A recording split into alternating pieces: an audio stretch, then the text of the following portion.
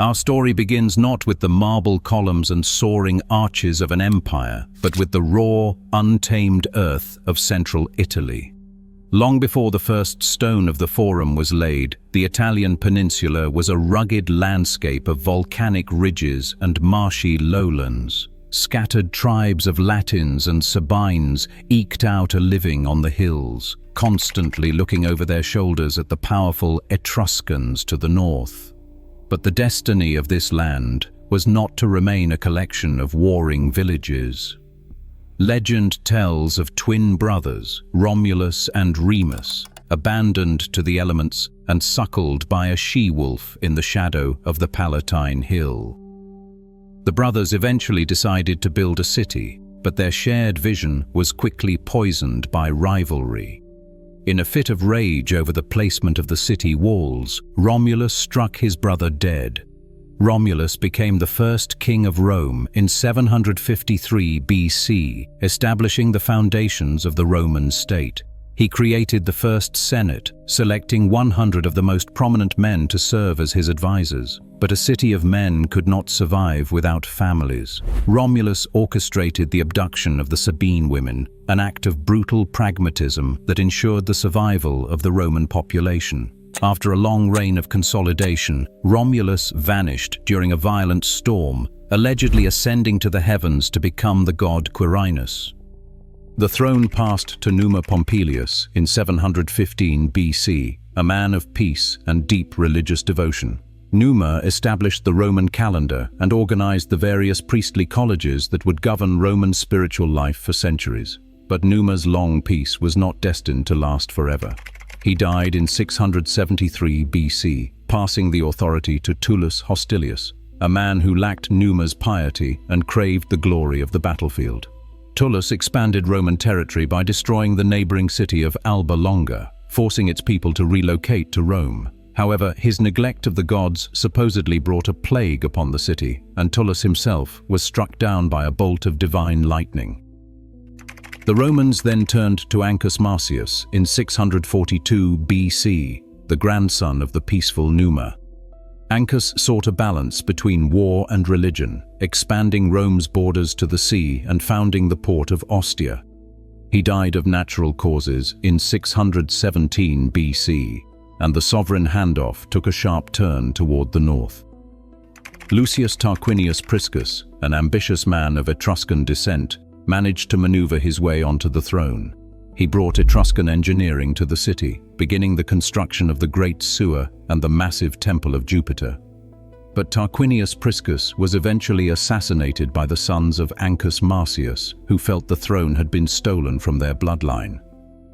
In the chaos that followed, the throne was seized by Servius Tullius in 578 BC. Servius was a visionary reformer who reorganized the Roman population into classes based on wealth rather than birth. He built the first great wall around the city and sought to give the common people more of a stake in the state.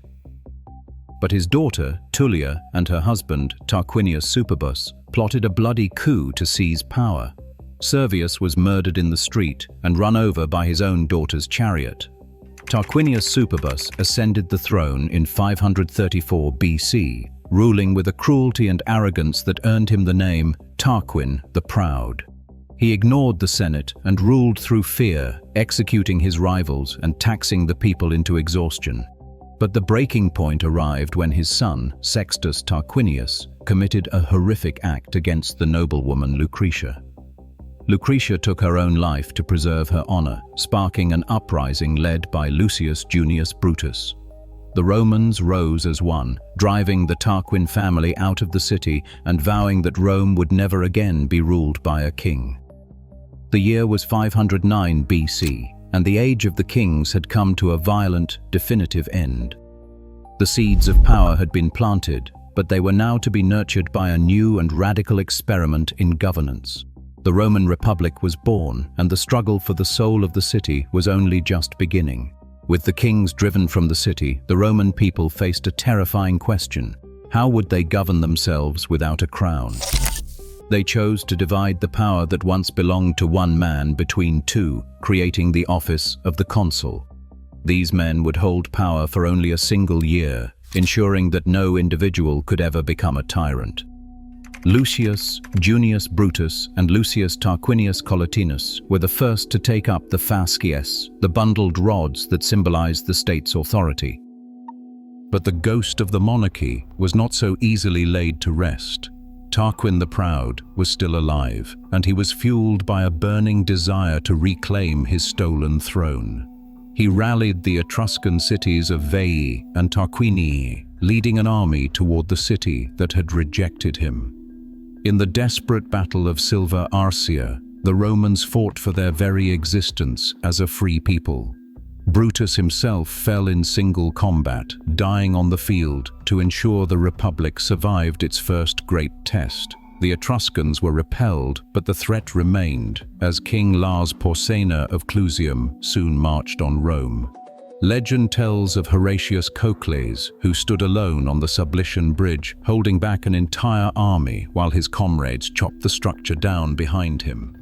Rome was saved from external conquest, yet a more insidious war was brewing within its own walls. This was the struggle of the orders, a bitter conflict between the wealthy patricians and the common plebeians.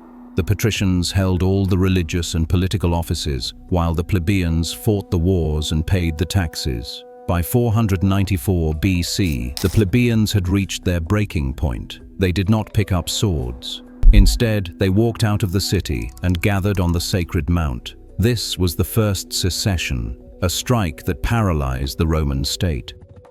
The patricians, realizing they could not defend the city alone, were forced to compromise. They allowed the creation of the tribunes of the plebs, officials whose bodies were sacred and who held the power to veto the actions of the consuls.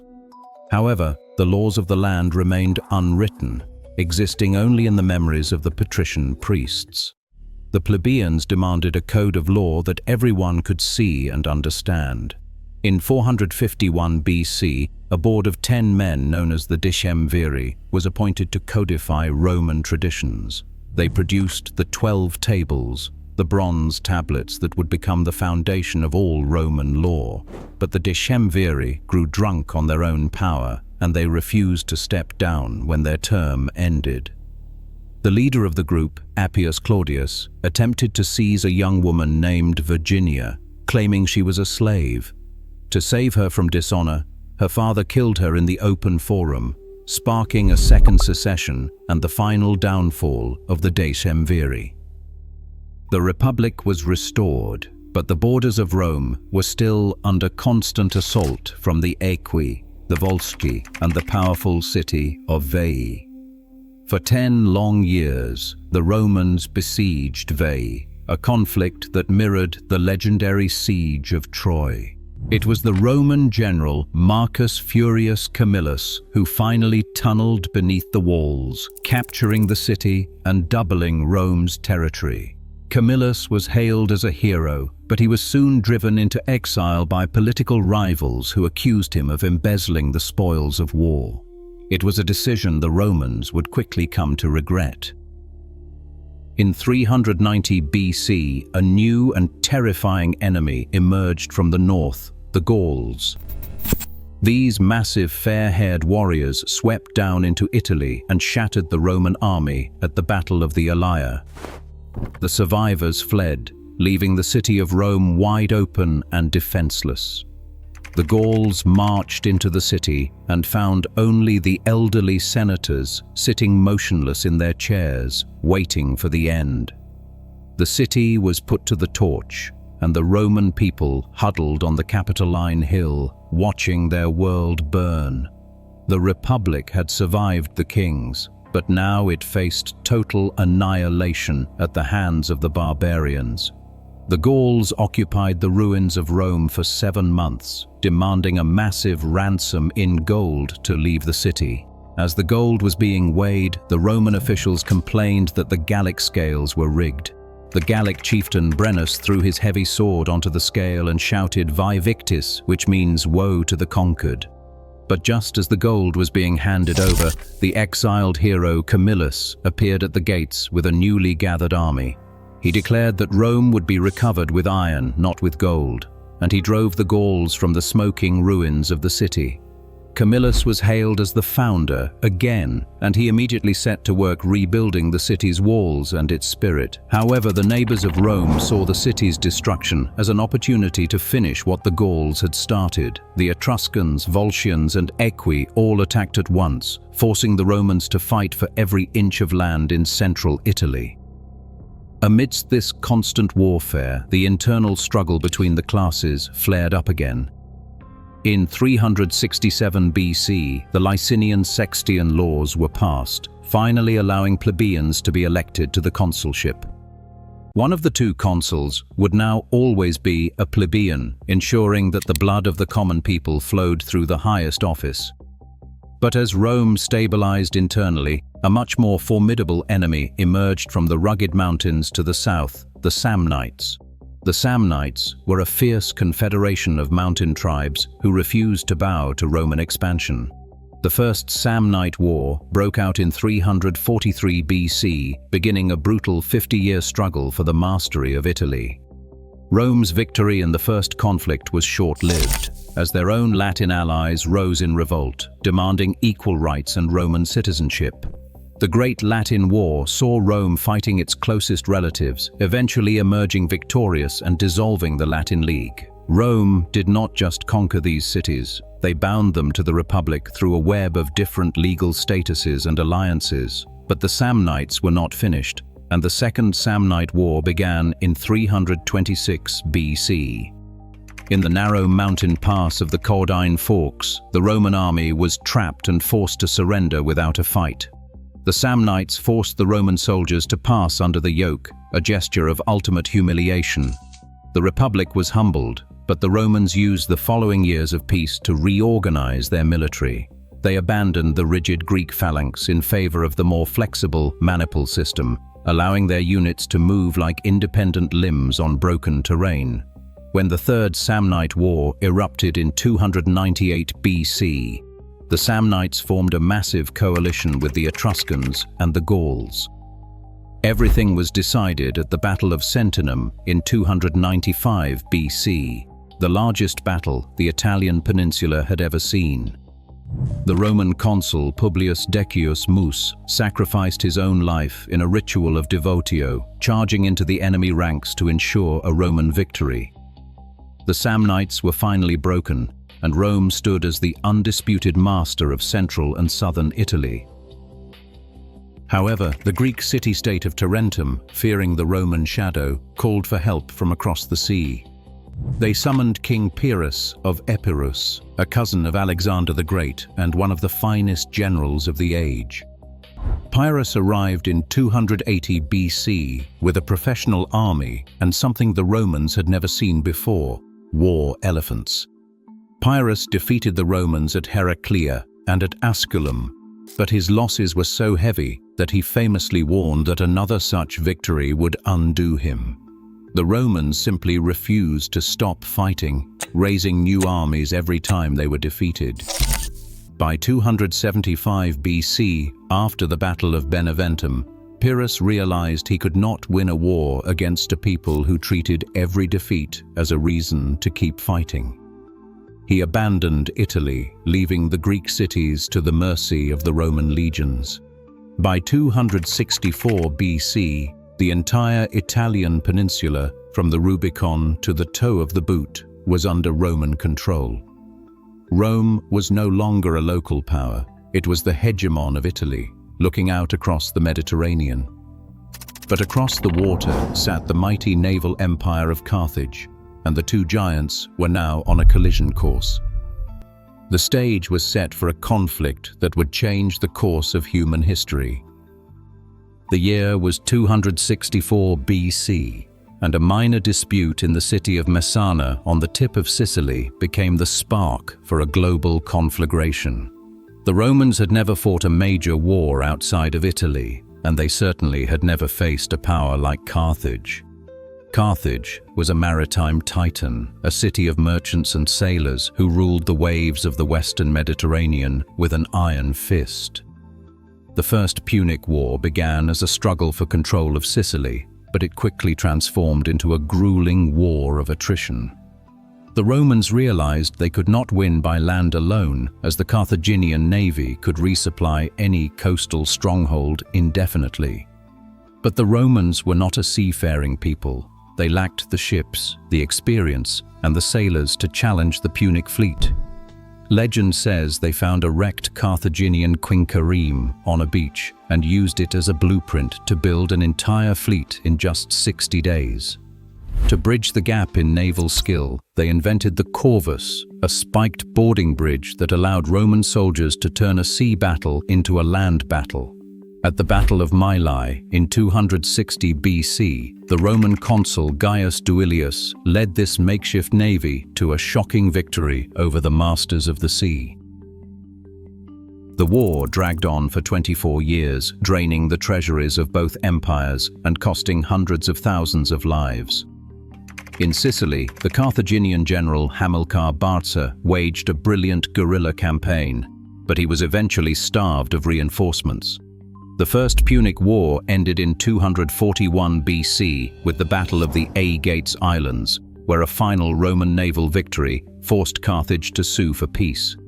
Carthage was forced to pay a massive indemnity and cede Sicily, which became Rome's first overseas province. However, the peace was a bitter one, and the seeds of a second, even more destructive conflict were already being sown. Hamilcar Barca, nursing a deep hatred for Rome, took his young son Hannibal to an altar and made him swear eternal enmity toward the Republic. Hannibal grew to manhood in Spain, building a power base and a veteran army that was loyal to him personally rather than to Carthage. In 218 BC, Hannibal intentionally provoked Rome by besieging the city of Saguntum, an ally of the Republic. The Second Punic War began, and Hannibal did the unthinkable. He marched his army, including his famous war elephants, across the freezing peaks of the Alps. He descended into northern Italy, catching the Romans completely off guard and shattering their legions at the Trebia and Lake Trasimene. The Roman Senate was in a panic, appointing Quintus Fabius Maximus as dictator to save the city. Fabius adopted a strategy of avoiding direct battle, earning him the nickname Cunctator, the delayer. But the Roman people were impatient for glory, and they grew tired of watching Hannibal burn their countryside without a fight. In 216 BC, two new consuls, Lucius Aemilius Paulus and Gaius Terentius Varro, led the largest army Rome had ever assembled to face Hannibal at Cannae. Hannibal, though outnumbered, executed a perfect double enveloping maneuver that surrounded the Roman legions. The Roman army was decimated. Nearly 50,000 men were slaughtered in a single afternoon, including Consul Paulus. It was the darkest hour in Roman history, as the city walls were manned by boys and old men waiting for the Punic army to appear. But Hannibal did not march on Rome, lacking the heavy siege equipment to take the fortified city. Instead, he spent years wandering southern Italy, trying to peel away Rome's allies, while the Romans returned to the cautious tactics of Fabius. The tide began to turn when a young and brilliant Roman general named Publius Cornelius Scipio took command of the war in Spain. Scipio systematically dismantled the Carthaginian power base in the west, eventually taking the war directly to the shores of North Africa. Carthage was forced to recall Hannibal from Italy to defend his homeland. In 202 BC, the two greatest generals of the age met at the Battle of Zama.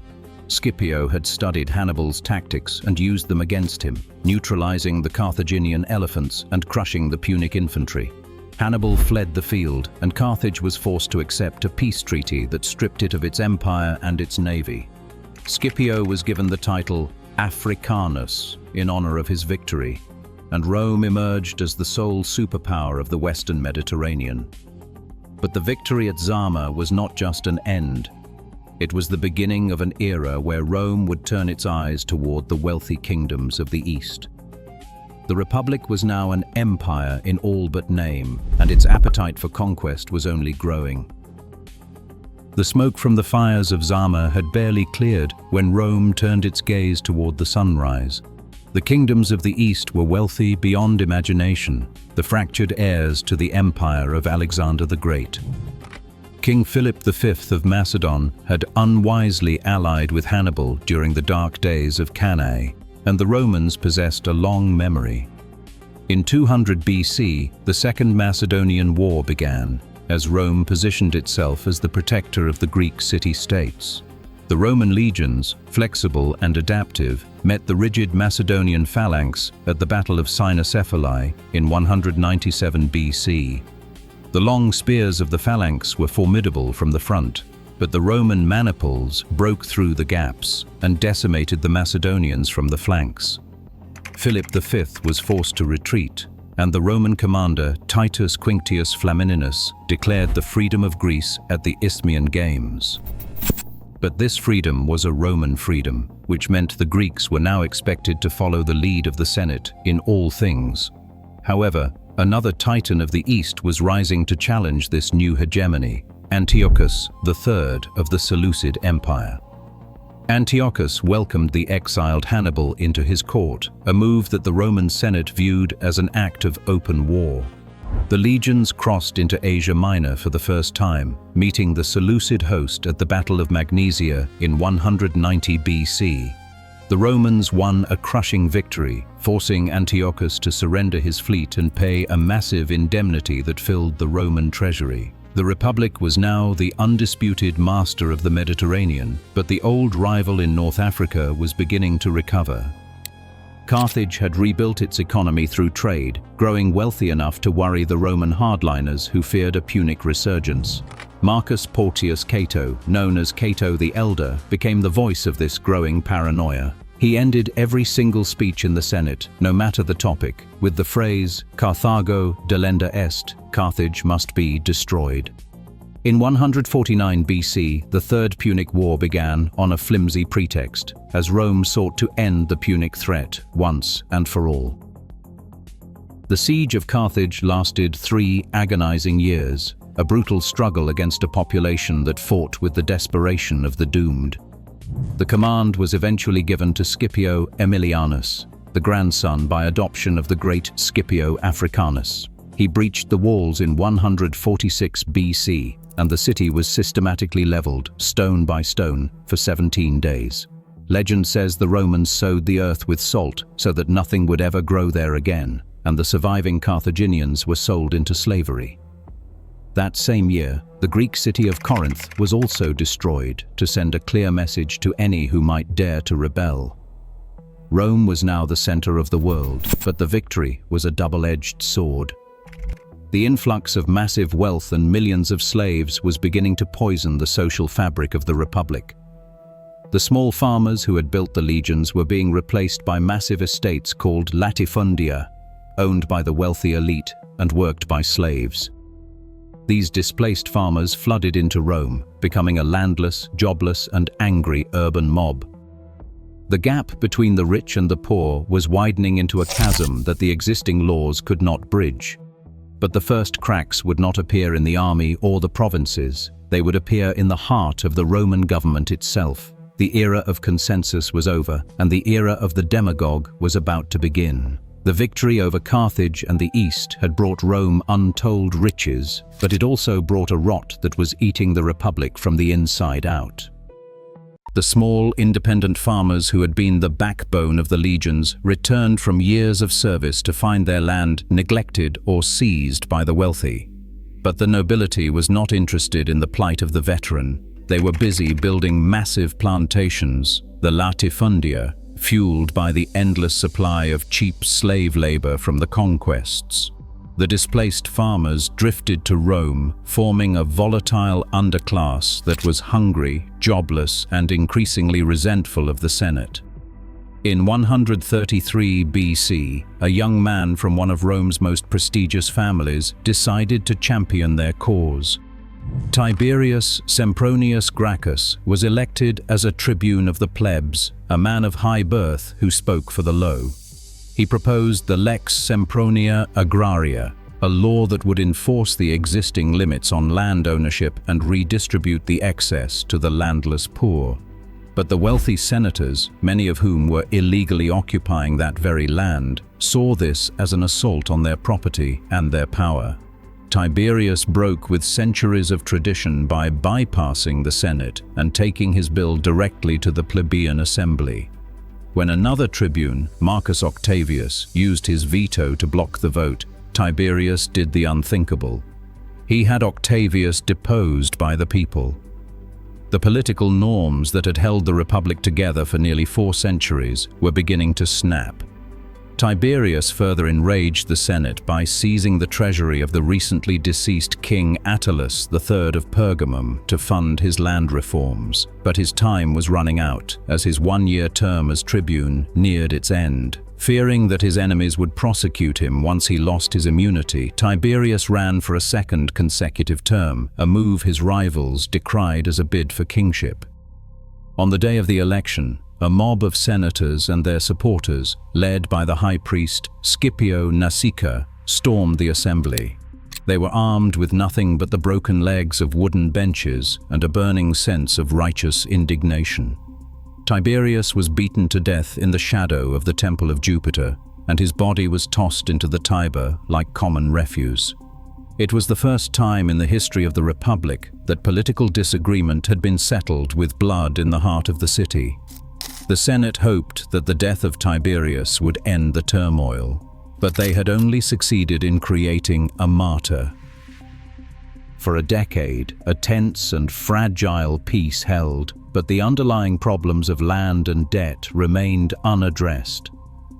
In 123 BC, the torch was picked up by Tiberius's younger brother, Gaius Gracchus.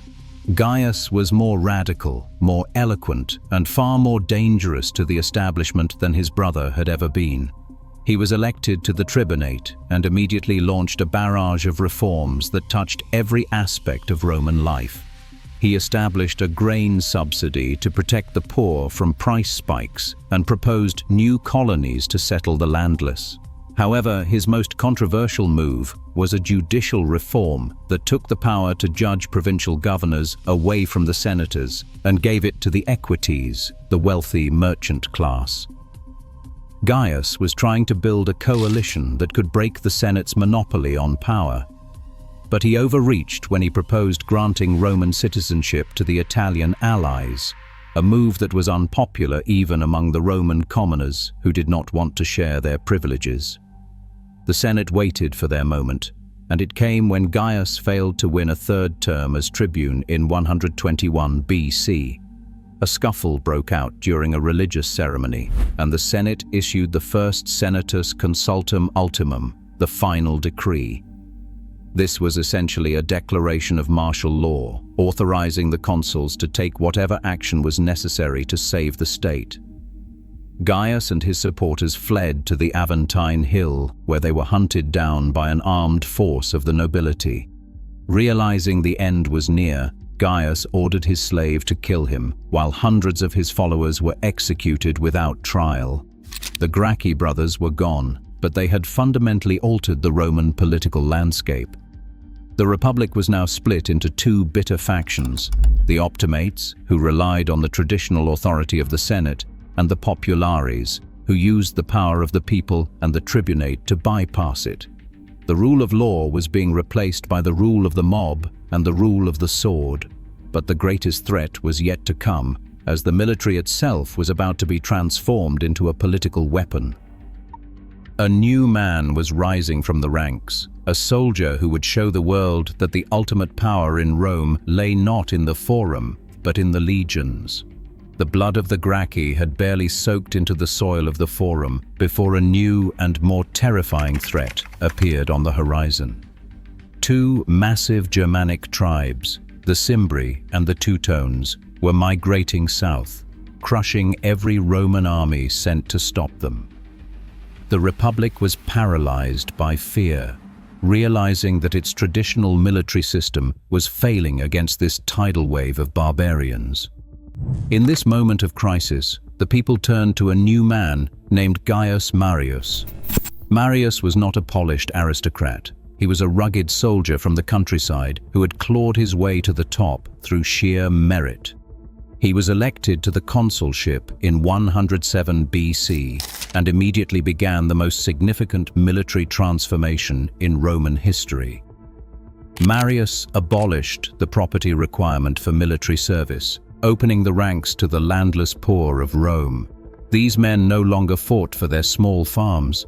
They fought for their general, for their pay, and for the promise of land upon retirement. He reorganized the legions into the cohort system and forced his soldiers to carry all their own gear, earning them the nickname Marius's Mules. But this reform had a hidden poison. The legions were now private armies loyal to a man rather than to the Republic. Marius annihilated the Teutones at Aquae Sextiae and the Cimbri at Vercellae, saving Rome and being hailed as the third founder of the city.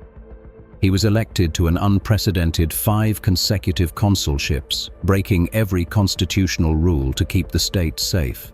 But as the external threat faded, the internal rot returned with a vengeance.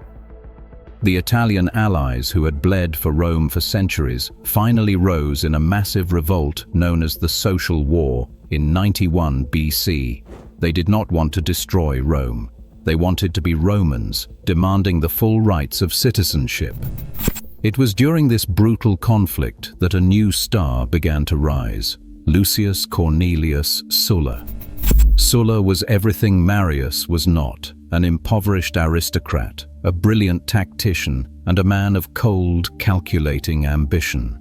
He had served as Marius's lieutenant in the war against King Jugurtha of Numidia, but a bitter rivalry had formed between the two men. When the Social War ended with a Roman victory and the eventual granting of citizenship, a new war broke out in the east. King Mithridates of Pontus had ordered the massacre of 80,000 Romans in a single day, and the Senate gave the command to Sulla. However, Marius, now an old man, used his political allies to strip Sulla of the command and take it for himself. Sulla refused to accept the insult. He did what no Roman general had ever dared to do. He turned his legions around and marched on Rome itself. The sacred boundary of the city, the Pomerium, was crossed by Roman soldiers in battle gear. Marius fled for his life, hiding in the marshes of Minturnae, while Sulla seized control of the city and declared his enemies outlaws. Sulla could not stay. He had a war to fight in the east against Mithridates. As soon as Sulla departed, Marius returned from exile with a private army of slaves and veterans, seizing Rome in a bloodbath of revenge. Marius was elected to his 7th consulship in 86 BC, but he died just a few days into his term, leaving the city in the hands of his brutal ally, Cinna. For several years, the Marians ruled Rome through terror, while Sulla campaigned in Greece and Asia. Sulla eventually concluded his war and landed in Italy with a battle-hardened army ready to reclaim the capital. The ensuing civil war was a nightmare of slaughter, culminating in the Battle of the Colline Gate in 82 BC at the very walls of Rome. Sulla emerged victorious and was immediately appointed dictator for the reconstruction of the Republic. He did not use the office for a temporary emergency. He used it to systematically purge his enemies. Sulla posted the proscriptions, long lists of names in the forum. Anyone on the list could be killed for a reward, and their property was confiscated by the state. Thousands of senators and knights were murdered, their heads displayed on the rostra where they had once given speeches. But Sulla was not just a killer, he was a reformer who wanted to restore the supremacy of the Senate. He stripped the tribunes of the plebs of their power and placed strict limits on the careers of ambitious generals. Then, in a move that shocked the world, Sulla resigned his dictatorship in 79 BC and retired to his country estate to write his memoirs. He died a year later, but his restoration of the old order was a hollow victory. He had shown the world that the Republic could be taken by force and that the only law that mattered was the law of the legions. The stage was now set for the final generation of the Republic, dominated by men who had learned everything they knew from Sulla's example. The peace was a fragile mask, and the shadow of the great men was beginning to eclipse the Senate once again. Sulla was dead, but the ghost of his march on Rome lived on in the hearts of every ambitious young man in the city. The Senate hoped the Republic would return to its old ways, yet the power vacuum was too great to be filled by tradition alone. Two men emerged from Sulla's shadow to claim the legacy of the sword: Gnaeus Pompeius, known as Pompey, and Marcus Licinius Crassus. Pompey was a prodigy of the battlefield, a man so successful so young that he was nicknamed the Teenage Butcher. He lacked a seat in the Senate, but he possessed the loyalty of Sulla's veterans and a talent for being in the right place at the right time. Crassus, however, was the wealthiest man in Rome, having built a fortune by buying the property of Sulla's victims at auction. He was a man of cold calculation, using his riches to buy influence and build a private network of debtors. But their rivalry was put on hold when Italy was set ablaze by a slave named Spartacus in 73 BC. Spartacus led a massive breakout from a gladiator school, gathering an army of thousands who defeated legion after legion. Crassus was given the command to crush the revolt, and he did so with brutal efficiency, eventually lining the Appian Way with 6,000 crucified rebels. However, Pompey returned from Spain just in time to mop up the stragglers, claiming the final glory for himself and infuriating Crassus. The two rivals were forced to share the consulship in 70 BC, where they systematically dismantled Sulla's laws to win the favor of the people. Pompey then turned his attention to the Mediterranean, which was being strangled by the sheer scale of the pirate threat. The Senate gave him unprecedented greater power over the entire sea, and in just 3 months, Pompey cleared the waters of every pirate ship. He then marched into the east, dismantling the remnants of the Seleucid Empire and turning Judea into a Roman client state. But while Pompey was winning glory abroad, the city of Rome was nearly destroyed from within by the Catilinarian conspiracy. Lucius Sergius Catiline, a bankrupt aristocrat, plotted to murder the consuls and burn the city to the ground. Catiline aimed for total destruction. He was stopped by the brilliant oratory and legal maneuvering of Marcus Tullius Cicero, the greatest lawyer of the age. Cicero saved the Republic, yet the new man found that words were no match for the returning legions of Pompey. Pompey landed in Italy in 62 BC, and to the relief of the Senate, he disbanded his army, expecting to be rewarded for his service. But the Senate, led by the stubborn Cato the Younger, snubbed Pompey, refusing to ratify his eastern settlements or give land to his veterans. The Senate's refusal reshaped Roman politics. They also blocked the ambitions of Crassus and a rising star named Gaius Julius Caesar. Caesar was a man of immense charm and even greater debt, a populist leader who knew that the Senate's grip was weakening. In 60 BC, Caesar brokered a secret and illegal deal that would change the course of history, the First Triumvirate. Pompey brought the military prestige, Crassus brought the money, and Caesar brought the political muscle as consul. Together, they bypassed the Senate entirely, passing whatever laws they desired through the use of mob violence and intimidation. They effectively bypassed the old republican order. To cement the alliance, Caesar gave his daughter Julia in marriage to Pompey, turning his rival into his son-in-law. But Caesar knew he needed a military command of his own to match Pompey's fame. He secured a 5-year governorship of Gaul, a wild and unconquered land that stretched beyond the Alps. From 58 BC to 50 BC, Caesar waged a series of campaigns that were as much a genocide as they were a conquest. He crossed the Rhine into Germany and became the first Roman to land in Britain, sending back reports that captivated the Roman public. But the triumvirate was built on fragile ground. In 54 BC, Julia died in childbirth, severing the personal bond between Caesar and Pompey.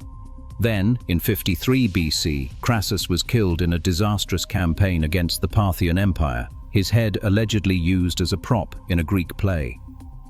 The three-way balance was gone, leaving only Caesar and Pompey to face one another across a widening chasm. The Senate, fearing Caesar's growing power more than Pompey's, began to court Pompey as their champion. By 50 BC, the order was given. Caesar was to lay down his command and return to Rome as a private citizen to face trial. Caesar knew that to obey was to be destroyed. The Gallic Wars were over, and the Great Civil War was about to begin. The year was 50 BC, and the Roman Republic was a house divided against itself. Julius Caesar stood on the banks of the Rubicon, a small, unremarkable river that marked the boundary between his province of Gaul and the sacred soil of Italy. To cross it with an army was an act of high treason, a definitive declaration of war against the state. But Caesar knew that if he returned to Rome as a private citizen, his enemies in the Senate would strip him of his dignity and his life. He looked at his battle-hardened veterans, men who had followed him through the forests of Germany and the mists of Britain. With the famous words, "Alia iacta est," the die is cast, he spurred his horse into the water. The news of the crossing sent a shockwave through Rome that bordered on pure hysteria. The Senate had expected Caesar to hesitate, but he moved with a speed they could not comprehend. Pompey the Great, the man the Senate had chosen as their champion, realized the city was indefensible against such a rapid advance. In a move that stunned the Roman world, Pompey abandoned the capital, fleeing south toward the port of Brundisium. He did not go alone. He took with him a large portion of the Senate and the wealth of the Republic. Caesar entered Rome not as a conqueror, but as a man seeking legitimacy, acting with a calculated clemency that surprised his rivals. The war was far from over. Pompey was gathering a massive force in the east. Caesar first turned his attention to Spain, where Pompey's loyalist legions held a powerful position. In a lightning campaign of just 40 days, Caesar forced the Spanish legions to surrender, securing his rear before the final showdown. By 48 BC, Caesar had crossed the Adriatic and cornered Pompey at Dyrrhachium, but he suffered a rare defeat and was forced to retreat into the plains of Thessaly. The two giants of the Roman world finally met at the Battle of Pharsalus. Pompey's army was twice the size of Caesar's, and his cavalry was composed of the finest young aristocrats of Rome. But Caesar's men were veterans of a decade of constant warfare, and they fought with a desperate, singular purpose. Caesar used a hidden fourth line of infantry to drive off Pompey's cavalry, turning the flank and shattering the Republican line. Pompey, the man who had never known defeat, fled the field in a state of shock, eventually seeking refuge in Egypt. But Egypt was embroiled in its own civil war between the young king Ptolemy XIII and his sister queen Cleopatra. The Egyptian advisors, fearing Caesar's wrath, murdered Pompey the moment he stepped onto the beach, presenting his severed head to Caesar as a gift. Caesar was horrified. He had wanted to defeat his rival, not see him butchered like a common criminal by foreigners. However, Caesar soon found himself trapped in the palace of Alexandria, besieged by Ptolemy's forces. It was during this time that he met the young Cleopatra, who famously had herself smuggled into his quarters inside a rug. Caesar restored Cleopatra to the throne and spent months in Egypt, a delay that allowed his remaining enemies to regroup in North Africa. In 46 BC, Caesar landed in Africa and met the Republican forces at the Battle of Thapsus.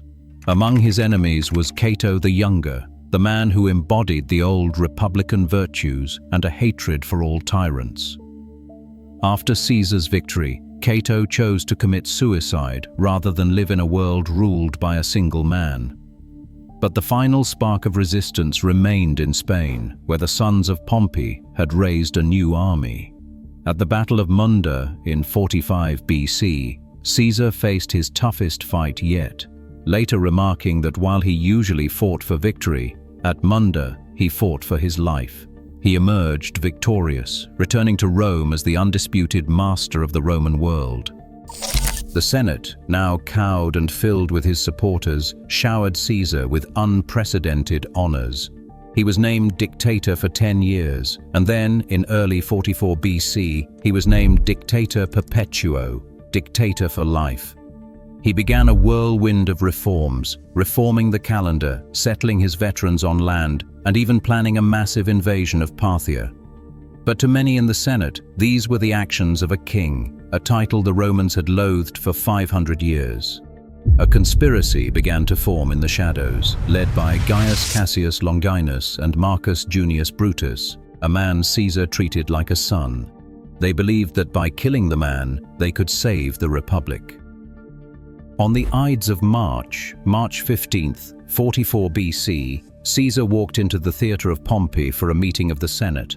The conspirators surrounded him under the pretext of presenting a petition. Then, the first dagger struck. Caesar fought back until he saw Brutus among the attackers, at which point he supposedly covered his face with his toga and succumbed to 23 stab wounds. The conspirators rushed into the streets, shouting that the tyrant was dead and that Rome was free. But they had made a fatal miscalculation. They had killed the man, but they had not killed the system he had created, nor had they accounted for the loyalty of the Roman people and the legions. The Republic did not spring back to life. Instead, it fell into a state of paralyzed terror. The sovereign handoff was not a smooth transition to liberty. It was a violent plunge into a vacuum of power. And waiting in the wings was Caesar's teenage great-nephew, a boy the world would soon know as Augustus. The death of the Republic was complete, and the era of the Caesars was about to begin in blood.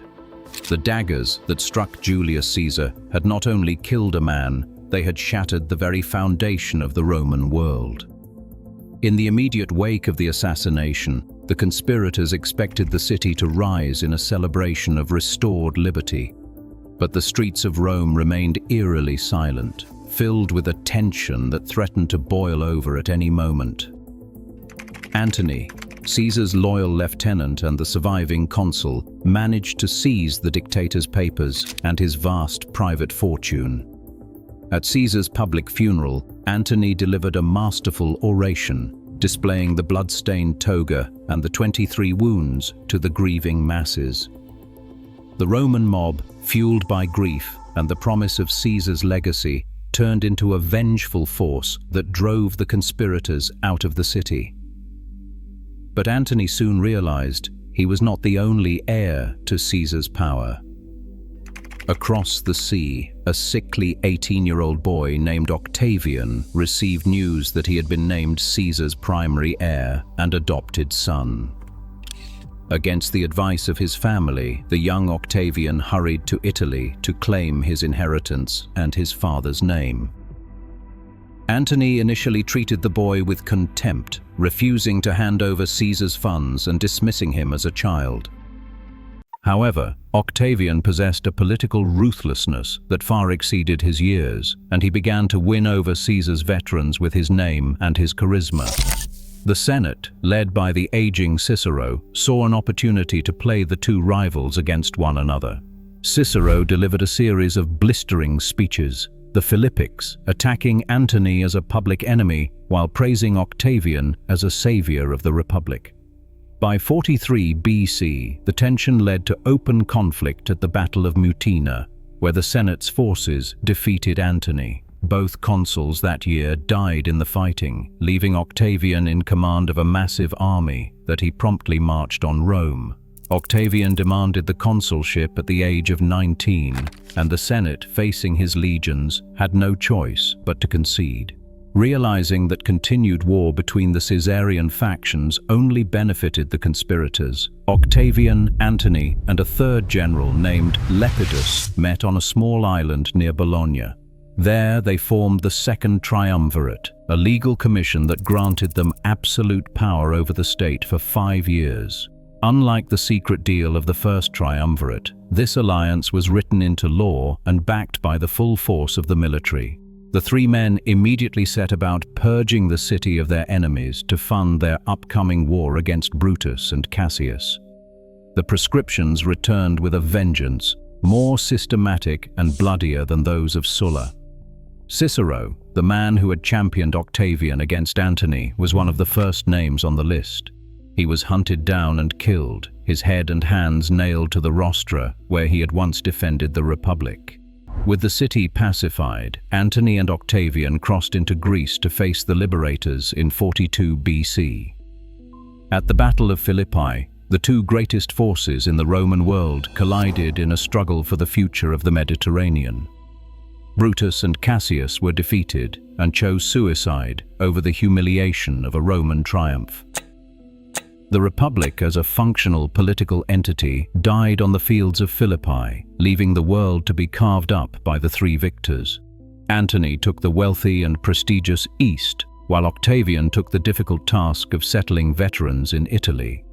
Lepidus was relegated to the province of Africa, becoming a junior partner in an increasingly fragile alliance. But the peace between Octavian and Antony was a thin veneer over a growing rivalry.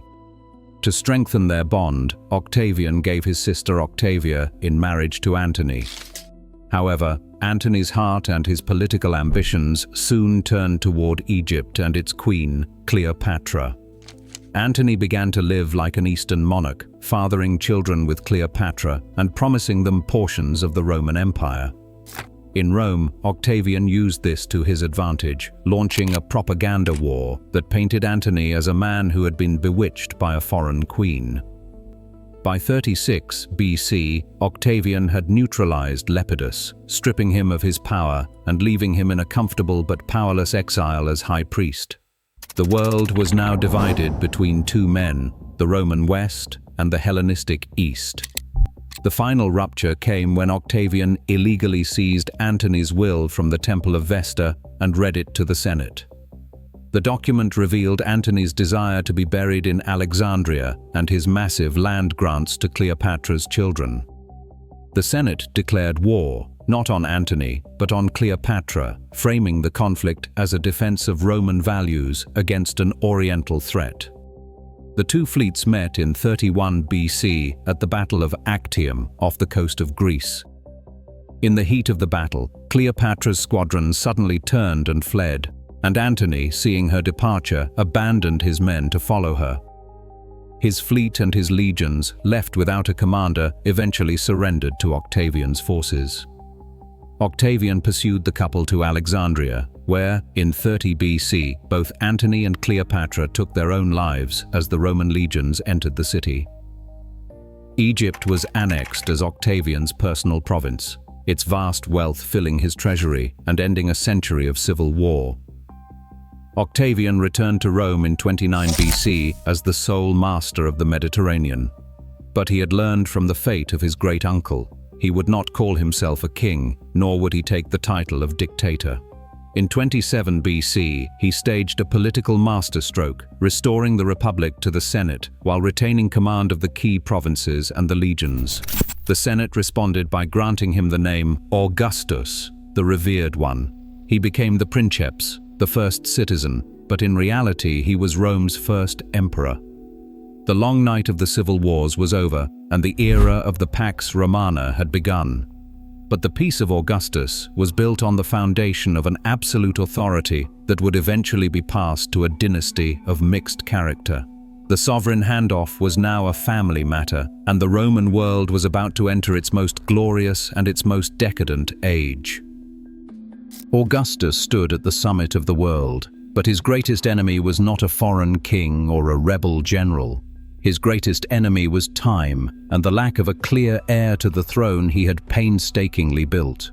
He had transformed Rome from a city of brick to a city of marble, yet his own house was a place of mourning and suspicion. One by one, his preferred successors, his nephew Marcellus, his grandsons Gaius and Lucius, all preceded him to the grave. This left only Tiberius, the somber and resentful son of Augustus's wife Livia from a previous marriage. Augustus did not love Tiberius, but he had no other choice to ensure the stability of the state. In 14 AD, the first emperor of Rome died in his bed, reportedly asking if he had played his part well in the comedy of life. The sovereign handoff was seamless, as Tiberius was already holding the powers of a co-regent.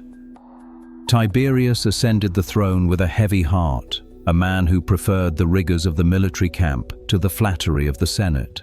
He was a capable administrator, but his reign was quickly poisoned by his own paranoia and a deep-seated hatred for the city of Rome. He grew to distrust everyone around him, and he eventually retreated to the island of Capri to live in isolation. In his absence, he left the city in the hands of the ambitious Lucius Aelius Sejanus, the commander of the Praetorian Guard. Sejanus turned the city into a police state, using treason trials to eliminate his rivals and clear his own path to the throne. But Tiberius eventually realized the depth of Sejanus's betrayal, and he ordered Sejanus's immediate execution in 31 AD. Tiberius remained in his island fortress, growing more depraved and distant until his death in 37 AD. The throne then passed to his grandnephew Gaius, better known to history by his childhood nickname, Caligula. At first, the Roman people rejoiced, seeing in the young man the ghost of his beloved father, the general Germanicus.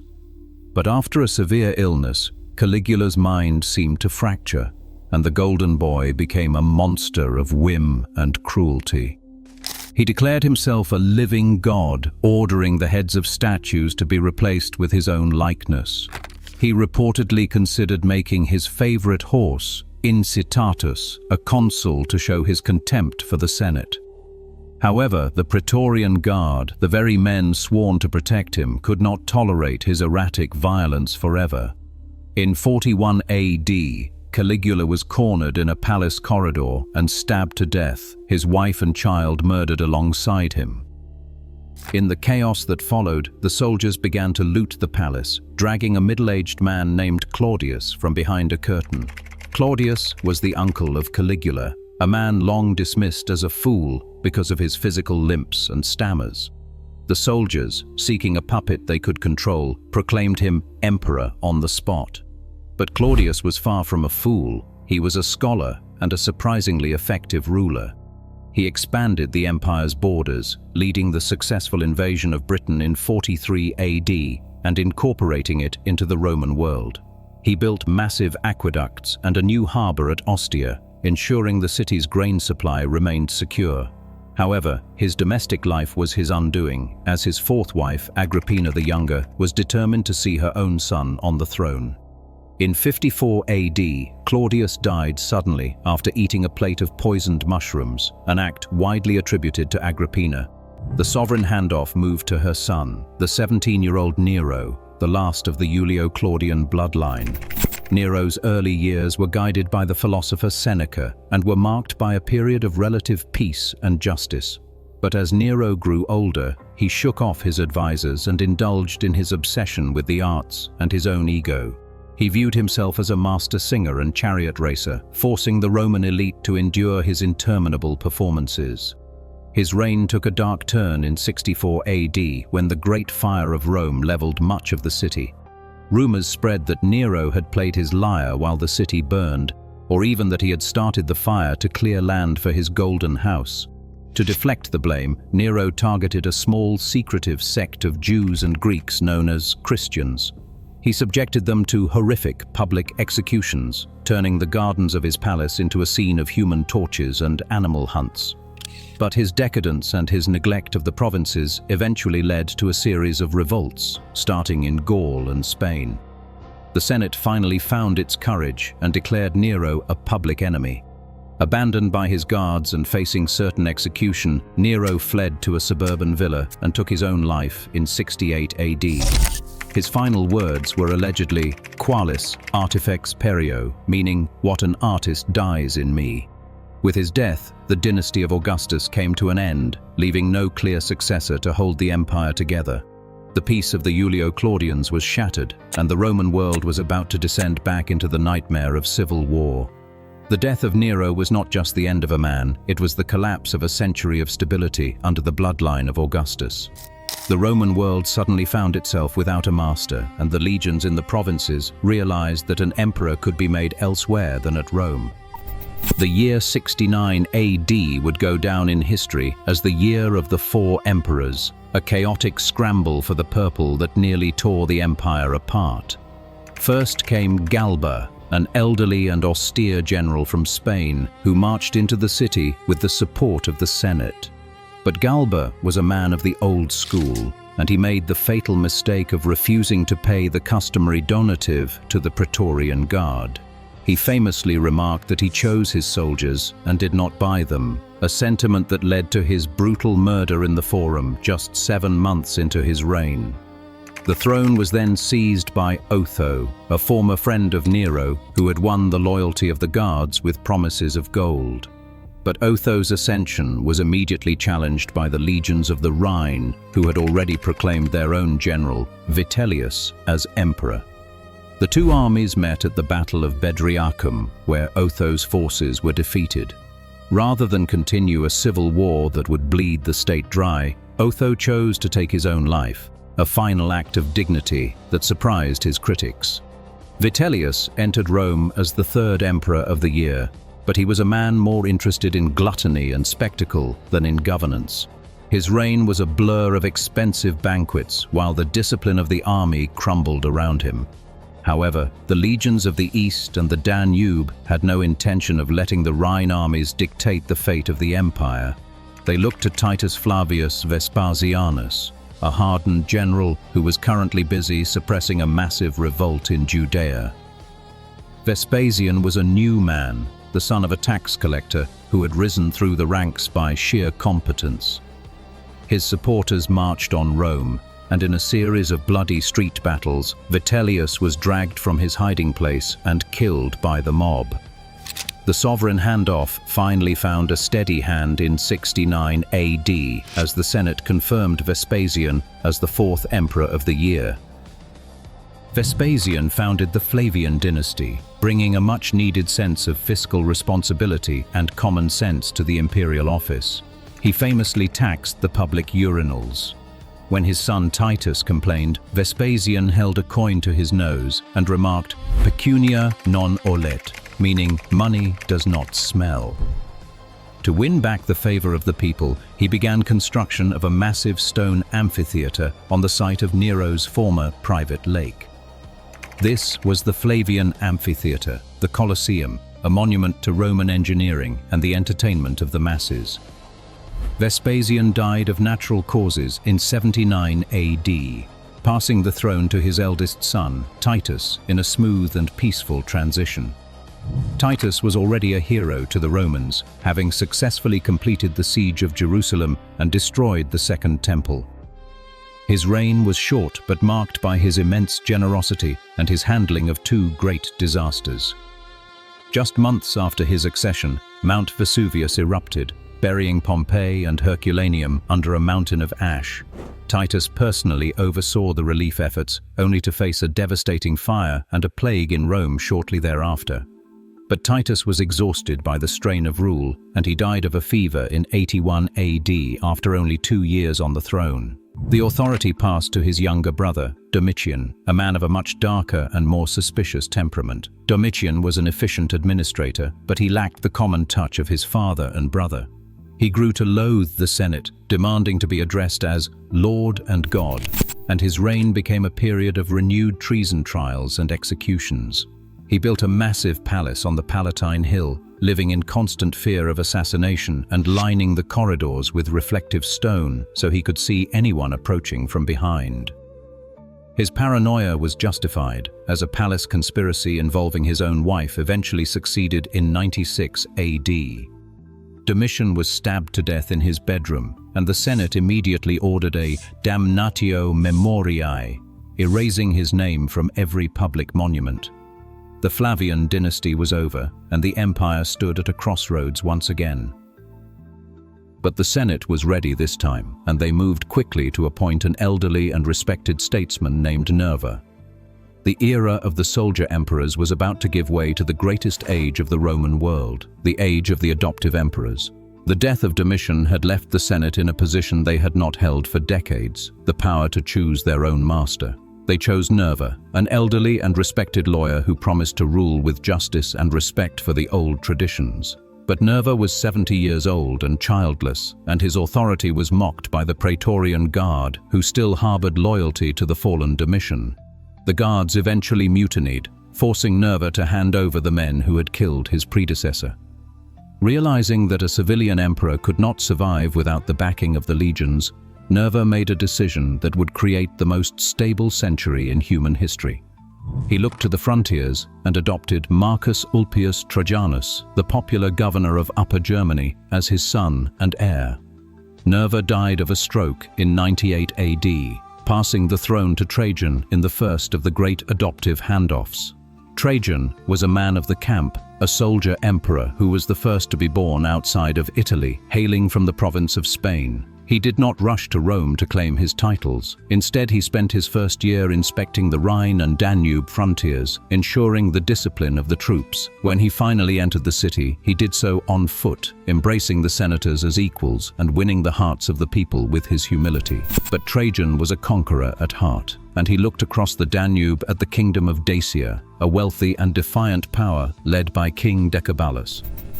In 2 brutal campaigns, Trajan's legions pushed through the mountain passes, engineering massive bridges and roads that seemed to defy nature itself. The Roman victory was total.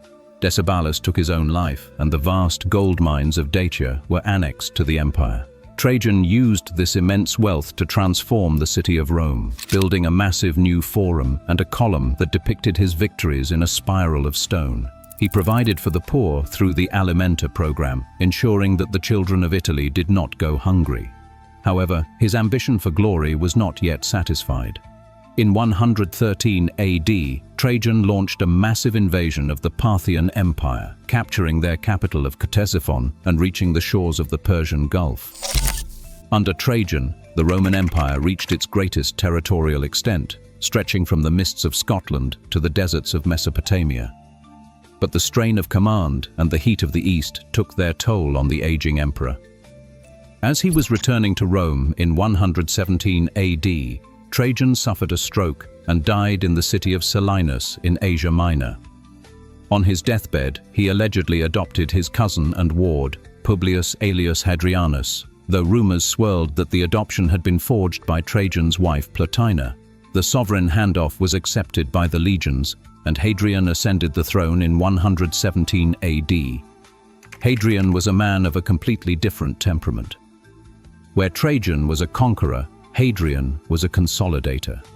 He realized that the empire was overextended and made the controversial decision to abandon the newly conquered territories in Mesopotamia. He believed the strength of Rome lay in its stability, not its size. Hadrian became the traveling emperor, spending more than half of his 21-year reign visiting every province in his domain. He walked with the soldiers, ate their rations, and personally inspected the fortifications of the frontier. In Britain, he ordered the construction of a massive stone wall that stretched across the neck of the island to keep out the northern tribes. But Hadrian's reign was also marked by his deep obsession with Greek culture and his complicated personal life. He rebuilt the Pantheon in Rome, creating a dome of such engineering genius that it remains the largest unreinforced concrete dome in the world today. However, his travels were marked by tragedy when his young companion, Antinous, drowned in the Nile. Hadrian's grief was so profound that he deified the youth and founded a city, Antinopolis, in his honor.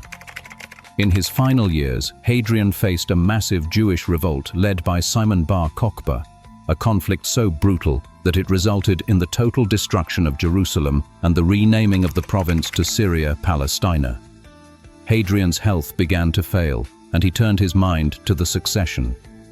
He eventually chose a dignified and steady senator named Antoninus Pius, on the condition that Antoninus adopt the young Marcus Aurelius. Hadrian died in 138 AD, passing the empire to Antoninus in an atmosphere of peace and order. The reign of Antoninus Pius was the quietest in Roman history, a period of such stability that historians often find little to record. He never left Italy, managing the empire through a vast network of correspondence and maintaining a full treasury. But this peace was the calm before a storm that would test the very foundations of the Roman world. Antoninus died peacefully in 161 AD, passing the throne to his adopted son Marcus Aurelius. Marcus was a philosopher, a student of Stoicism who desired a life of contemplation rather than command. However, the world would not grant him the peace he craved. Almost immediately, the Parthians attacked in the east, and a devastating plague brought back by the returning soldiers began to decimate the population of the empire. That Antonine plague claimed millions of lives, including Marcus's co-emperor Lucius Verus. But the greatest threat came from the north, as Germanic tribes like the Marcomanni and Quadi shattered the Danubian frontier. Marcus spent the better part of 2 decades in the mud and cold of the northern camps, leading the defense of the empire. It was during those lonely nights in his tent that he wrote his Meditations, a series of personal reflections on duty, death, and the nature of the soul. Marcus Aurelius was the last of the 5 good emperors, a man who lived and died for the state. In 180 AD, as he lay dying of illness in the camp at Vindobona, he made a decision that broke the chain of merit-based adoption. He passed the throne to his biological son Commodus, a 19-year-old who had spent his life in the shadow of a giant and who lacked his father's wisdom and his predecessor's restraint. The Golden Age was over. The long afternoon of the Roman Empire was fading into a dark and violent twilight. The sovereign handoff had returned to the ties of blood, and the results would be catastrophic. His death did more than end a reign. It ended an era where merit and duty held the Roman world together. Commodus had no interest in Stoic virtues or in the grueling campaigns on the frozen Danube. He immediately signed a hasty peace with the Germanic tribes, abandoning his father's hard-won gains to rush back to the pleasures of Rome. The Roman people initially welcomed him, hoping for the vigor of youth after years of plague and war. However, the young emperor's mind was not on governance, but on the spectacle of the arena. Commodus became obsessed with the gladiatorial games, eventually stepping onto the sands himself to fight as a gladiator. He claimed to be the reincarnation of Hercules, dressing in lion skins and carrying a massive club. While the emperor played at being a hero, the administration of the empire fell into the hands of corrupt favorites like Perennis and Cleander. The Senate watched in horror as the imperial office was dragged into the mud of the amphitheater. Commodus grew increasingly paranoid, seeing conspiracies in every corner of the palace. He began a series of purges, executing senators and even his own family members to secure his position. But his madness reached a breaking point when he announced his intention to enter the consulship dressed as a gladiator. In 192 AD, a group of conspirators, including his mistress Marcia, decided that Rome could endure no more. After a failed attempt to poison him, they sent a champion wrestler named Narcissus into the imperial bath to strangle the emperor. The sovereign handoff was a violent snap, leaving the empire without an heir and the throne up for grabs. The year 193 AD became known as the Year of the 5 Emperors, a dark mirror of the chaos after Nero. First came Pertinax, an elderly and upright soldier who tried to restore discipline to the Praetorian Guard. But the guards had grown used to the bribes of Commodus and murdered Pertinax after only 87 days. Then came the most shameful moment in Roman history. The Praetorian Guard put the Roman Empire up for auction. A wealthy senator named Didius Julianus outbid his rivals, promising a massive fortune to every soldier if they made him emperor. But the legions on the frontiers were disgusted by the sale of the Roman world. 3 different generals, Septimius Severus in Pannonia, Pescennius Niger in Syria, and Clodius Albinus in Britain, were proclaimed emperor by their troops. Septimius Severus was the closest to Rome and the fastest to move. He marched his veteran legions into Italy, and as he approached the city, the Senate and the guards abandoned the usurper Julianus. Julianus was executed in the palace, and Severus took the throne in 193 AD, beginning the Severan dynasty. Severus was a hard-bitten soldier from North Africa, and he understood that the only law that mattered was the law of the legions. He disbanded the old Praetorian Guard, and he replaced them with his own loyal soldiers. He then spent years crushing his rivals, Niger and Albinus, in a series of bloody civil wars that spanned from Gaul to the east. Severus was a capable but ruthless ruler. On his deathbed, he gave his sons one piece of advice: be harmonious, enrich the soldiers, and despise everyone else. He died in 211 AD at Eboracum, modern-day York, passing the throne to his two sons, Caracalla and Geta. But the brothers shared nothing but a mutual hatred for one another. In 212 AD, Caracalla lured Geta to a meeting in their mother's apartments and had him murdered in her very arms. Caracalla then ordered a damnatio memoria so thorough that Geta's face was scrubbed from every coin and monument in the empire. To pay for the loyalty of the army, Caracalla issued the Constitutio Antoniniana, granting Roman citizenship to every free inhabitant of the empire. This was not an act of generosity, but a way to increase the tax base to fund the military's rising demands. But Caracalla's cruelty eventually caught up with him. He was assassinated by one of his own guards, while stopping to relieve himself on a roadside in 217 AD. The throne was briefly seized by the prefect Macrinus, the first emperor who was not even a senator. However, the women of the Severan family, led by the formidable Julia Maesa, plotted to restore their bloodline. They presented a 14-year-old boy named Elagabalus as the illegitimate son of Caracalla. The legions flocked to him, and Macrinus was defeated and killed in 218 AD. Elagabalus was a high priest of a Syrian sun god, and he brought his alien rituals and eccentricities to Rome. His reign was a blur of religious scandal and sexual excess that alienated even the most cynical Romans. The guards eventually realized their mistake and murdered Elagabalus and his mother in 222 AD, tossing their bodies into the Tiber.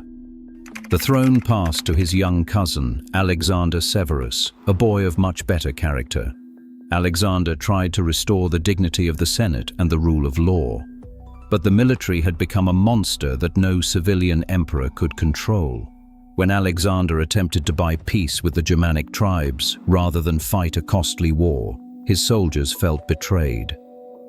In 235 AD, the legions on the Rhine mutinied and murdered Alexander Severus in his tent. With his death, the Severan dynasty was extinguished, and the last vestiges of the old Roman order collapsed. The empire was about to plunge into a half-century of total anarchy, where the purple was won and lost on the tip of a spear. The murder of Alexander Severus in 235 AD did more than end a dynasty. It broke the dam that had held back the waters of total anarchy for centuries. The Roman Empire was about to enter its crisis of the 3rd century, a 50-year nightmare of civil war, plague, and economic collapse. The man who stood over the corpse of the last Severan was Maximinus Thrax. He was a giant of a man, a Thracian peasant who had risen through the ranks by his sheer physical strength and ferocity. He was the first of the barracks emperors, men who held the purple only as long as they could satisfy the greed of their soldiers. Maximinus never even bothered to visit the city of Rome, preferring to stay on the Danube and squeeze the provinces for every last coin to pay his troops. But the Senate in Rome loathed this barbarian emperor and declared him a public enemy in 238 AD. This sparked the Year of the Six Emperors, a dizzying scramble for power that saw the elderly Gordian I and his son Gordian II rise and fall in mere weeks. The Senate then appointed two of their own, Pupienus and Balbinus, to defend Italy against the approaching Maximinus. However, Maximinus was murdered by his own starving soldiers during the siege of Aquileia. The peace was short-lived, as the Praetorian Guard murdered Pupienus and Balbinus in the palace, placing the young Gordian III on the throne. Gordian III was a boy emperor, a puppet of his advisors. and his reign ended in 244 AD during a disastrous campaign against the Sassanid Persians. The throne was then seized by Philip the Arab, a man of humble origins who sought to project an image of stability. He presided over the massive secular games in 248 AD to celebrate the 1000th anniversary of the founding of Rome. But the festivities could not mask the rot that was spreading through the borders. In 249 AD, a general named Decius was proclaimed emperor by the Danubian legions and defeated Philip in battle. Decius was a traditionalist who believed the empire's troubles were caused by a neglect of the ancient gods. He launched the first empire-wide systematic persecution of Christians, demanding that every citizen sacrifice to the Roman deities. But Decius's reign was defined by tragedy. He became the first Roman emperor to be killed in battle against a foreign enemy, falling to the Goths at Abritus in 251 AD. The sovereign handoff then moved to Trebonianus Gallus, who was quickly ousted by the usurper Aemilianus, who was in turn killed by his own men. By 253 AD, the throne was held by Valerian, an aging aristocrat who realized the empire was too vast for one man to defend. He appointed his son Gallienus as co-emperor, leaving him to hold the west while Valerian marched to face the Persians in the east. But disaster struck in 260 AD at the Battle of Edessa. Valerian was captured alive by the Persian king Shapur I, a humiliation that had never before befallen a Roman Caesar. Legend says the great king used the Roman emperor as a human footstool to mount his horse. While Valerian languished in captivity, the empire literally began to fall apart. To the west, a general named Postumus broke away to form the Gallic Empire, encompassing Gaul, Britain, and Spain. To the east, the wealthy trading city of Palmyra took control of the Roman provinces, led by the ambitious and beautiful Queen Zenobia. The central Roman state, ruled by Gallienus, was reduced to little more than Italy and the Balkans. Gallienus was a man of culture and military innovation, but he was surrounded by usurpers on every side. He was eventually assassinated by his own officers in 268 AD, passing the throne to Claudius Gothicus. Claudius won a massive victory against the Goths at the Battle of Nisus, but he was struck down by the plague in 270 AD. After the brief and unremarkable reign of his brother Quintillus, the legions turned to a man of iron will, Lucius Domitius Aurelianus. Aurelian was a career soldier, a man nicknamed Hand on Hilt because of his readiness for battle. He realized that if Rome was to survive, the splintered empire had to be hammered back together by force. First, he built a massive new circuit of walls around the city of Rome, a grim admission that the heart of the empire was no longer safe. Then, he marched east. In a lightning campaign, he defeated the armies of Zenobia and captured the city of Palmyra, bringing the east back into the fold. He then turned west, forcing the Gallic Empire to surrender and reuniting the Mediterranean under a single banner. The Senate granted him the title Restitutor Orbis, Restorer of the World. Aurelian also sought to unify the empire spiritually, promoting the worship of Sol Invictus, the unconquered sun. Aurelian. But his reign of restoration was cut short in 275 AD by a secretary who forged a hit list to save his own skin. Aurelian was murdered by his own officers on the road to Byzantium. The empire had been reunited, but the cycle of short-lived emperors and military coups continued for another decade. It was not until 284 AD that a man with a truly radical vision for the future of Rome would emerge. His name was Diocletian, and he was about to dismantle the Republic once and for all.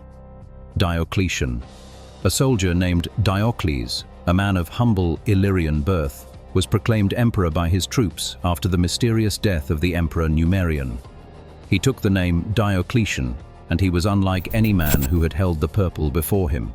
He realized that the Principate, the mask of the emperor as a mere first citizen, was a lie that had led to 50 years of chaos. Principate Diocletian replaced it with the Dominate, casting himself as a divine monarch, a lord and master who was removed from the common people. He wore robes of silk and gold, demanding that those who approached him perform the proskynesis, bowing low to the earth. But his most radical change was not in his dress, it was in the very structure of the state. He concluded that the empire was simply too vast, and its problems too complex for any one man to manage alone. Dominate. In 286 AD, he appointed his old comrade Maximian as his co-emperor, or Augustus, giving him control of the west, while Diocletian held the east. However, even two emperors were not enough to hold the frontiers against the rising tide of barbarians and Persians. In 293 AD, Diocletian expanded this system into the tetrarchy, the rule of four. Two senior emperors, the Augusti, would each be supported by a junior emperor, a Caesar, who would serve as their heir and general. Diocletian took Galerius as his Caesar in the east, while Maximian took Constantius Chlorus in the west. Tetrarchy. The empire was divided into four administrative zones, each with its own capital, none of which was the city of Rome. Rome remained the symbolic heart, but the real power now sat in cities like Nicomedia, Milan, and Trier, closer to the endangered borders. Diocletian also doubled the number of provinces, making them smaller and easier to govern, and separated civil authority from military command to prevent coups. He expanded the army to nearly 600,000 men, creating a mobile field force that could strike anywhere a rebellion flared. Army. But this massive military and bureaucracy required a staggering amount of money. The economy was in ruins, the currency debased to the point of worthlessness. Diocletian attempted to freeze the collapse with his edict on maximum prices, a desperate effort to control inflation by law. However, the edict failed as goods simply vanished from the markets and fled into the shadows of the black market. Edict. As his reign progressed, Diocletian became increasingly obsessed with the internal unity of the empire. He viewed the growing Christian sect as a state within a state, a threat to the traditional Roman values and to the divine authority of the emperors. In 303 AD, he launched the Great Persecution, ordering the destruction of churches, the burning of scriptures, and the execution of those who refused to sacrifice to the gods. It was the most systematic and brutal attempt to erase Christianity in Roman history. But the faith had grown too strong to be broken by the sword. In 305 AD, Diocletian did something that no emperor in history had ever done voluntarily. Claiming exhaustion and ill health, he abdicated the throne and forced a reluctant Maximian to do the same. He retired to his massive fortified palace at Split on the coast of the Adriatic to spend his final years growing cabbages. The sovereign handoff was supposed to be a peaceful transition to the two Caesars, Galerius and Constantius. But the Tetrarchy was a system built on the iron will of Diocletian, not on the loyalty of the men he left behind. As soon as the master was gone, the old appetites for sole power returned. The sons of the emperors, specifically Constantine and Maxentius, felt they had been robbed of their birthright. The peace of Diocletian lasted less than a year before the Roman world was once again plunged into the fires of civil war. The rule of four was dying, and a new sun was rising in the west. The system of the four emperors, so carefully crafted by Diocletian, began to bleed as soon as the old master retired to his garden. Authority in the west had passed to Constantius Chlorus in 305 AD, a man of steady hand and respected character. But his health was failing fast, and he was on the far-flung edges of the world, campaigning against the Picts in northern Britain with his young son Constantine at his side. Constantine had recently escaped from the court of the Eastern Emperor Galerius like a fugitive in the night. In 306 AD, Constantius Chlorus died at Eboracum, the modern city of York. Before his breath had even left his body, the legions did something that violated every rule of Diocletian's tetrarchy. They bypassed the legal succession and proclaimed Constantine as Augustus, shouting their loyalty to the son of their fallen leader. The The sovereign handoff was no longer a matter of administrative choice. It was back in the hands of the soldiers. But Constantine was not the only one with a claim to his father's legacy. In Rome, the son of the retired Maximian, a man named Maxentius, seized power and declared himself the rightful ruler of Italy. The Mediterranean became a spiderweb of rival emperors, each claiming the purple and each raising a massive army to destroy the others.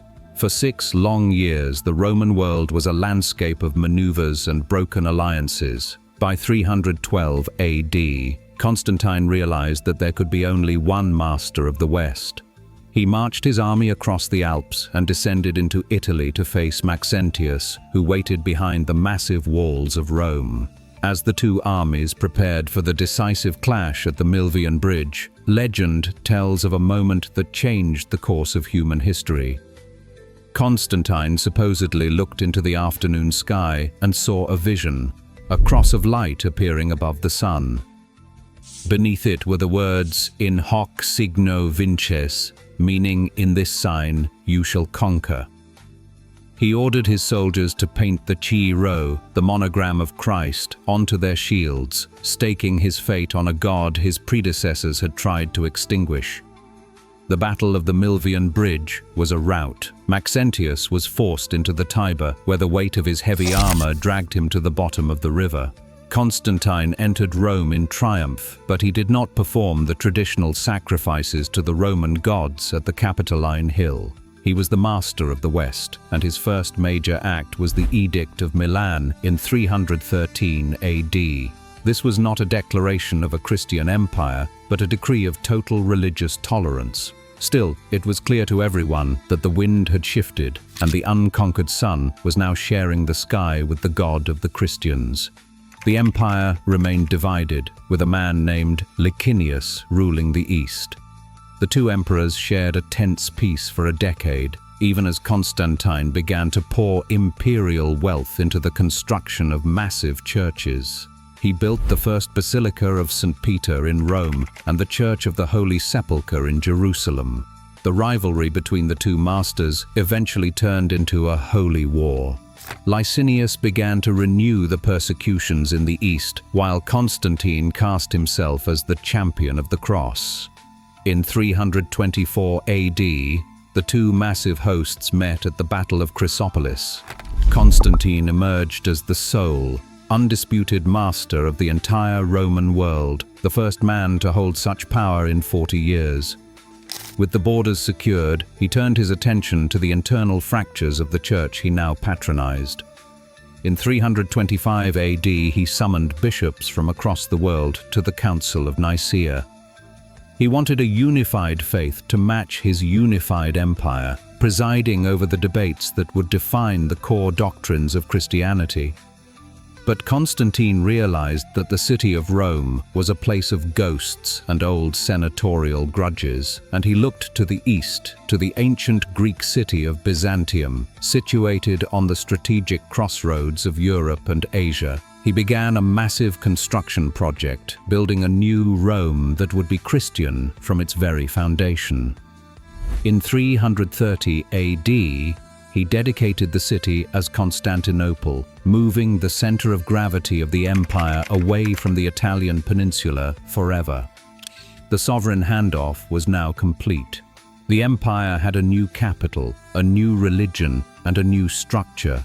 But even Constantine, the man who had reshaped the world, could not escape the darkness of his own family. In a fit of suspicion or court intrigue, he ordered the execution of his eldest son, Crispus, and his wife, Fausta. The great emperor spent his final years in a flurry of administration and defense, but he remained unbaptized until he lay on his deathbed in 337 AD. He died wearing the imperial purple, passing the throne to his 3 sons, Constantine II, Constantius II, and Constans. The dream of a unified empire died with him, as the brothers immediately began to eye one another with the same paranoia that had fueled the civil wars. The shift to Christianity was permanent, but the stability of the empire was once again a fragile illusion. The Roman world was about to be split in two, and a new and terrifying tide of northern tribes was beginning to stir. Constantine the Great died in 337, leaving a world that was legally Christian but politically fractured. He had divided the empire among his three sons, Constantine II, Constantius II, and Constans, hoping they would rule as a harmonious trinity. But blood proved thinner than the purple dye of their robes. The brothers immediately engaged in ruthless purges of their own relatives to eliminate any other potential claimants to the throne. The sovereign handoff was not a transition of peace, but a sequence of fratricidal wars. Constantine II, the eldest, grew resentful of his younger brother Constans and invaded Italy in 340. He was ambushed and killed near Aquileia, leaving his lands to be seized by Constans. Constans ruled the West for a decade, but his harshness and favoritism toward his personal guard led to his downfall. He was overthrown and murdered in 350 by the usurper Magnentius, a general of barbarian descent. This left Constantius II, who had been occupied with the Persian threat in the east, as the sole surviving son of Constantine.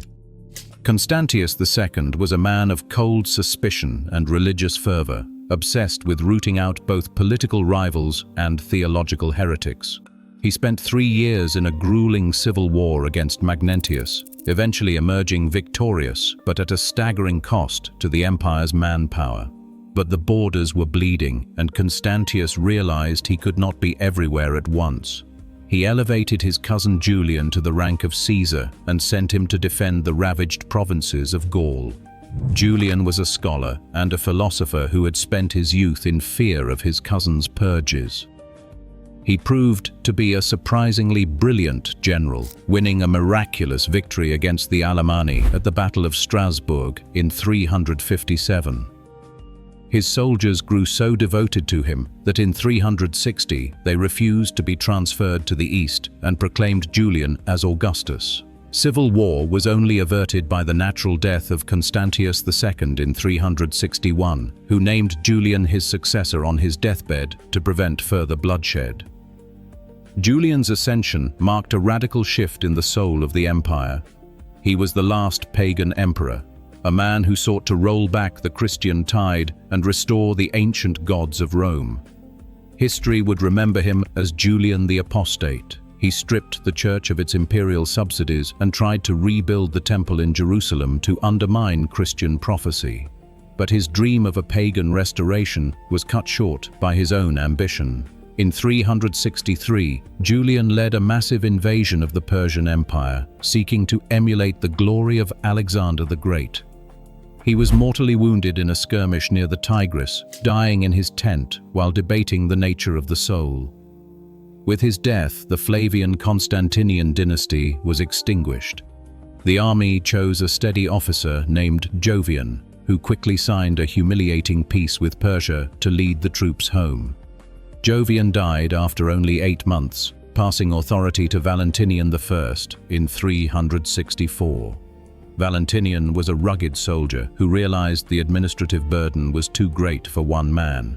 He appointed his brother Valens as co-emperor, giving him the east while Valentinian took the embattled west.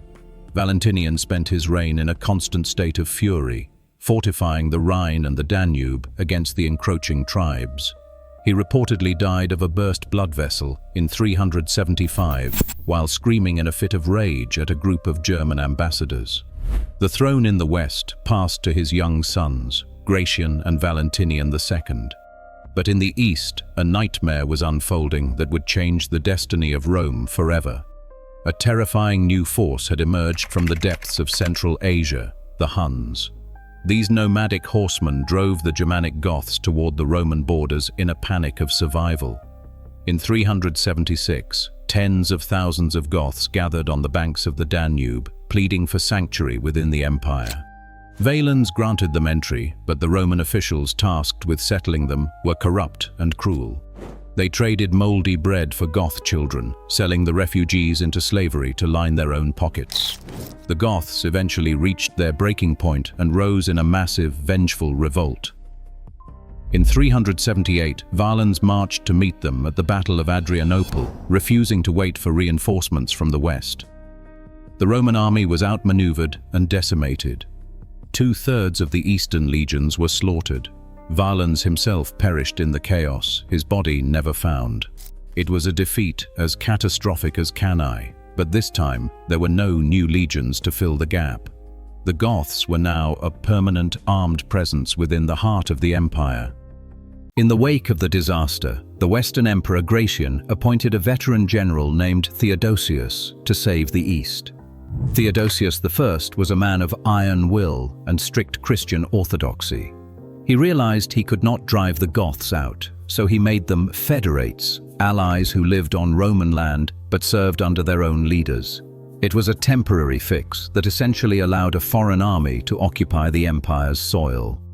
Theodosius eventually became the sole ruler of the entire empire in 392, the last man to ever hold that distinction.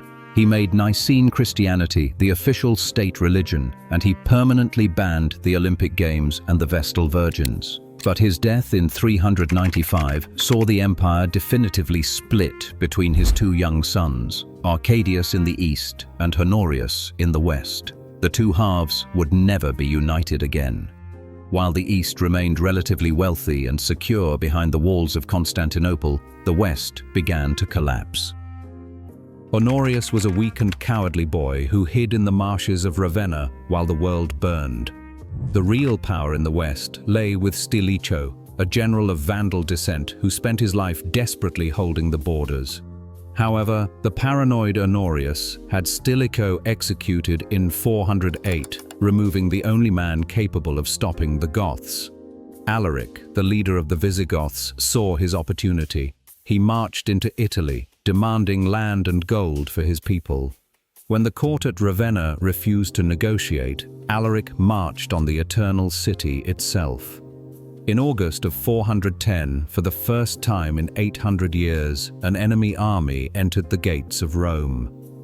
The city was sacked for 3 days, its palaces looted, and its people terrorized. The physical damage was limited, but the psychological blow was fatal. The city that had conquered the world had been violated by the very barbarians it once looked down upon. The light of the West was flickering, and the final shadows were beginning to stretch across the Mediterranean. The sack of Rome in 410 was a psychological wound that never truly healed, even as the Visigoths moved on to find land in Gaul. The Western Empire was now a hollow shell, its provinces being carved away by Vandals, Suebi, and Burgundians. In Ravenna, the Emperor Honorius died in 423, leaving no heir and passing a broken state to his young nephew, Valentinian III. But Valentinian was a child of luxury and cowardice, and the true burden of defense fell to a man named Flavius Aetius. Aetius was a master of the frontier, a general who had lived among the barbarians and knew how to turn their own tribes against one another. He was often called the last of the Romans, a man holding together a crumbling house with nothing but sheer will and a dwindling army. However, a new terror was rising from the great Eurasian steppe, a force that made the Goths and Vandals seem like minor nuisances.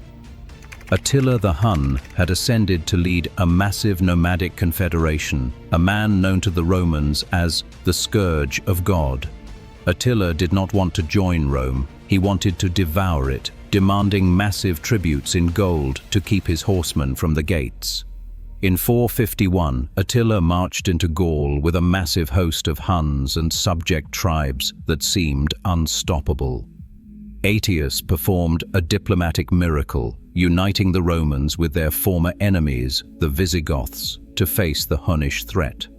The two worlds collided at the Battle of the Catalaunian Plains, a slaughter so vast that legend says the spirits of the dead continued to fight in the air.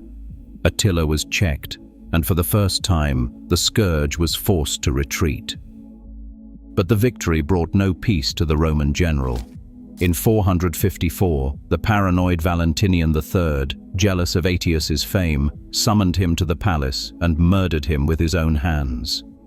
It was a fatal mistake, as one courtier remarked. The emperor had cut off his right hand with his left. Valentinian himself was assassinated shortly after, and the Western Empire plunged into a terminal spiral of shadow emperors. In 455, the Vandals, led by the cunning king Gaiseric, sailed from North Africa and sacked Rome for a second time. This sack was more systematic and more devastating than Alaric's, stripping the city of its remaining gold and its very soul. From 455 to 476, a series of puppet emperors sat on the throne, placed there by barbarian generals like Ricimer. The final blow came not from a massive invasion, but from a dispute over pay. In 476, a Germanic officer named Odoacer led a revolt of the Federate troops and deposed the last Western emperor. The emperor was a mere boy, ironically named Romulus Augustulus, combining the names of the city's founder and the empire's founder. Odoacer did not kill the boy. He sent him into retirement, and he sent the imperial regalia to Constantinople. He declared that the West no longer needed its own emperor. The Roman Empire in the West had officially ceased to exist, replaced by a collection of Germanic kingdoms. But while the West fell into a dark age of fragmented states, the light of Rome did not go out entirely. In the East, the Empire of Constantinople remained wealthy, organized, and defiant. The Eastern Romans still called themselves Romans, and their emperors still dreamed of a Mediterranean reunited under the cross. Under emperors like Zeno and Leo, the East weathered the storms that had sunk the West. The sovereign handoff had shifted permanently to the Bosphorus, where the Roman spirit would endure for another 1,000 years. But the city of Rome itself was now a place of ruins and memories, a ghost of the giant that had once ruled the known world. The transition from antiquity to the medieval world was complete, yet the legacy of the Caesars was far from dead. The deposition of Romulus Augustulus in 476 did not mean the name of Rome vanished from the earth. In the East, the emperors in Constantinople continued to wear the purple, guarding the flame of Roman law and administration for another 1,000 years. When Emperor Justinian took the throne in 527, he launched a massive campaign to reclaim the lost provinces of the West. His brilliant general Belisarius managed to retake Italy and North Africa, briefly reuniting the Mediterranean under a single Roman banner. But the reconquest was short-lived, as plague and new waves of invaders like the Lombards tore the peninsula apart once again. The physical city of Rome fell into a state of decay, its massive aqueducts broken and its marble forums used as pastures for goats. But a new power was rising from the ruins of the old imperial bureaucracy. The bishops of Rome, the popes, began to assume the titles and the authority that once belonged to the Caesars. The title Pontifex Maximus, once held by Augustus and Trajan, was claimed by the Church, ensuring that Rome remained the spiritual center of the West. In 800 AD, the Frankish king Charlemagne was crowned Emperor of the Romans in the city, an attempt to revive the legitimacy of the fallen West.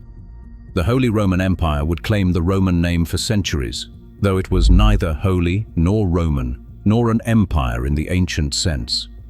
As the centuries ground on, the ruins of the Caesars became the foundation for the Renaissance.